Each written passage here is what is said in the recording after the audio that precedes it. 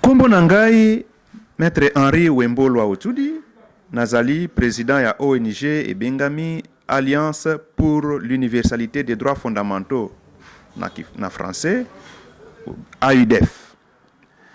Tozolo bela makambo ya bandeko na biso oyo baza na kati ya boloko prison. Rapport oyo Commission nationale des droits de l'homme euti ko publié kala mingi te eza kolakisa ke na kati ya ba prison na biso ba oyo bakangami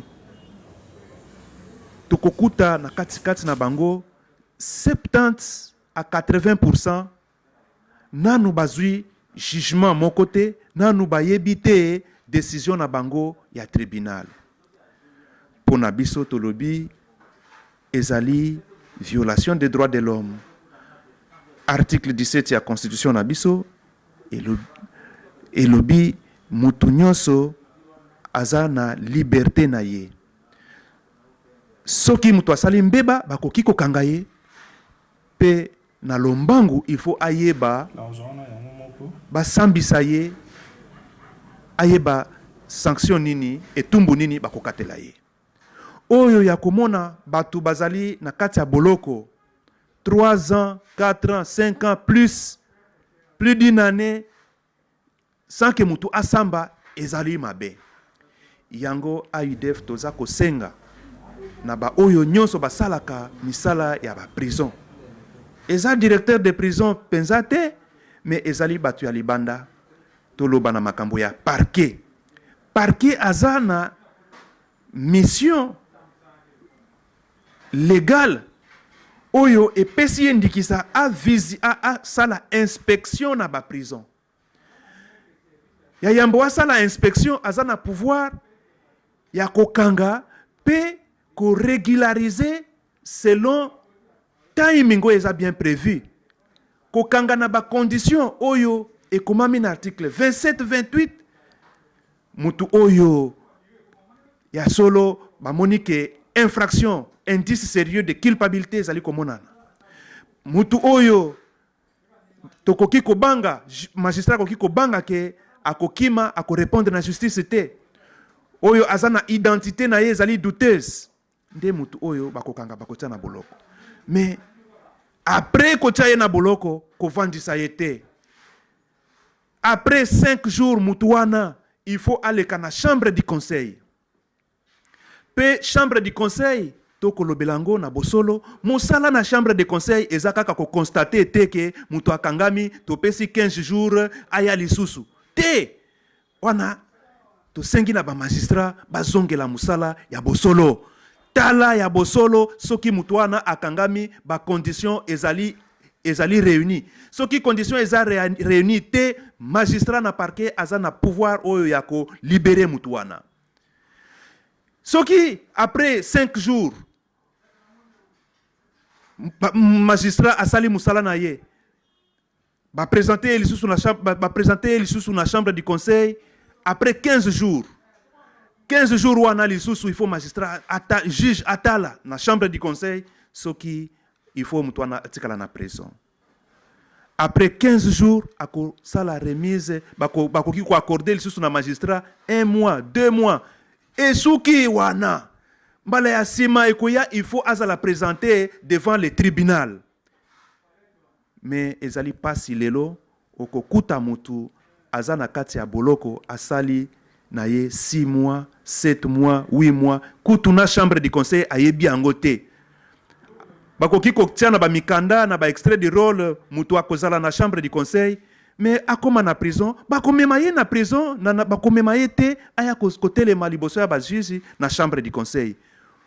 Ezali oyo AUDF azali kosala ba monitoring pe azali komona ye ba ka ebele pe to kosenga na ba konzi na biso surtout ba oyo ba uti kozwa pouvoir mikolo oyo na ba magistrat ba fungola miso balandela na bolamu nyonso makambo oyo ya ba prison. Soki lelo tozana 70 à 80% de détenus préventifs batu oyo bayebi nanu condamnation na bango te, c'est parce que suivi eza ya malamu te ezala na chambre du conseil, ezala na niveau ya parquet. Parquet aza na obligation ya ko présenter bato na chambre du conseil. Parquet aza na pouvoir ya ko garder bato éternellement te.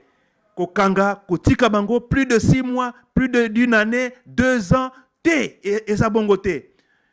Pamba te ata magistrat akoki pe ko commettre arrestation et détention arbitraire. Ezali pe faute disciplinaire pour un magistrat. Article 49, il y a statut de magistrat. Faute disciplinaire, arrestation arbitraire. Tozako senga, tozako sala plaidoyer na biso, ba magistrat na biso, ba fungola miso, po totikala na kati ya prison na ba oyo bazali condamné, pe ba oyo bazali kozela etumbu na bango, eyebama bazala jugé. Pour la population, tosengi penza na ba oyo nyonso bazana posa que liberté ezala respectée, tozana kati ya état de droit, toko féliciter ba konzi pour na initiative wana ya insistance état de droit, respect des droits de l'homme ezana kati ya état de droit, respect wana population ayeba ke azala na makoki na ye, soki amoni ke bakanga ye mikolo ebele, tango akomona ba magistrat, tango akomona soki ba ONG, tango akomona n'importe qui, soki azana makoki a signaler likambo wana ke azali ya kokangama mikolo ebele asambaka na yete. Bao nyonso bazana mitema ya ko salisa ya kosunga mibeko ya mboka etosama bakotika likambo wana te. Population ayeba droit na ye, bakangi ye azape na droit ke ba règle ya procès équitable ezala respecté. Asamba basambisa ye pe ayeba décision nini bakozwa na tribunal. Soki ayebi angote avandi na ye 2 mois, 3 mois asamba kate ba présentaka ye na chambre du conseil te asala makasi na ye nyonso a signaler likambo wana nde angoto komona état de droit ekozala ya bosolo pe ba droit na ba liberté ya mutu nyonso ekozala respecté.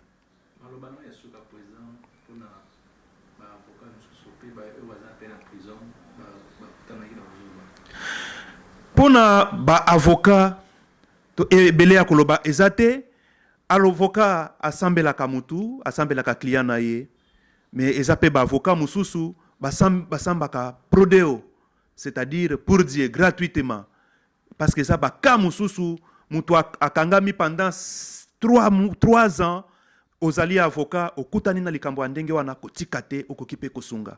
Eza ba dossier oyo okoki kozwa mbongo mais eza pe oyo dossier mususu okoki pe kosunga ba imboka.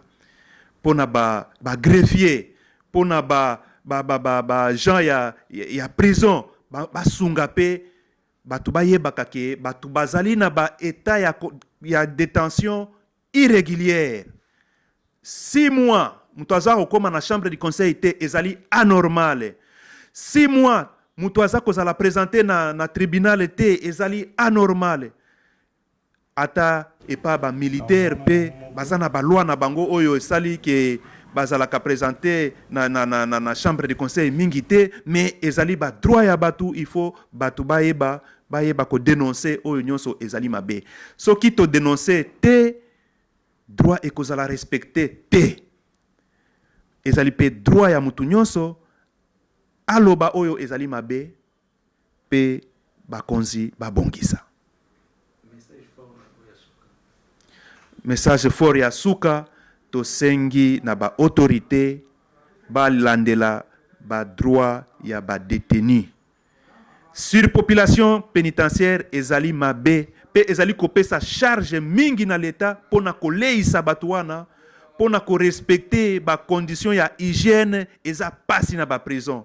Surpopulation est créé que condition ya détention ezali lokola mouroir ndenge balobaka esika ya koboma batu, esika ya konyokola batu, esika ya kozwa batu lokola ba esclave.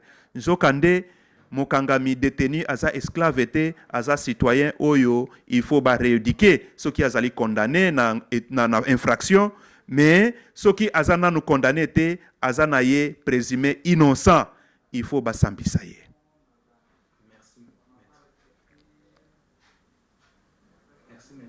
Merci, Ndeko, journaliste.